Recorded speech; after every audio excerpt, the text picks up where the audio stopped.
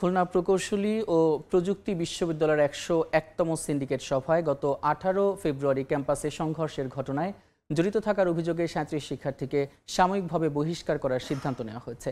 এদিকে হল খুলে দেওয়ার দাবিতে দ্বিতীয় দিনের মতো ক্যাম্পাসে বিক্ষোভ কর্মসূচি পালন করেন শিক্ষার্থীরা। সোমবার সন্ধ্যার পরে ক্যাম্পাসে বিক্ষোভ মিছিল করেন শতাধিক শিক্ষার্থী। এর আগে পূর্ব ঘোষণা অনুযায়ী রবিবার ক্যাম্পাসে প্রবেশ করেন তারা। দাবি না মানায় রাতভর বিশ্ববিদ্যালয়ের প্রশাসনিক ভবনের সামনে অবস্থান কর্মসূচি পালন করেন শিক্ষার্থীরা।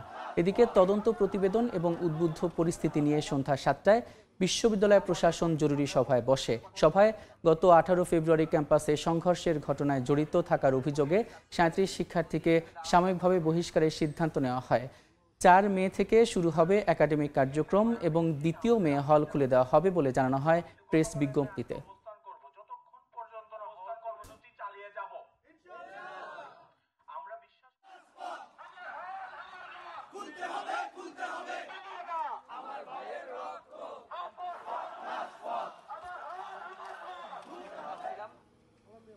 আসসালামু আলাইকুম। আমরা প্রশাসনের সাথে কথা বলতে চাচ্ছিলাম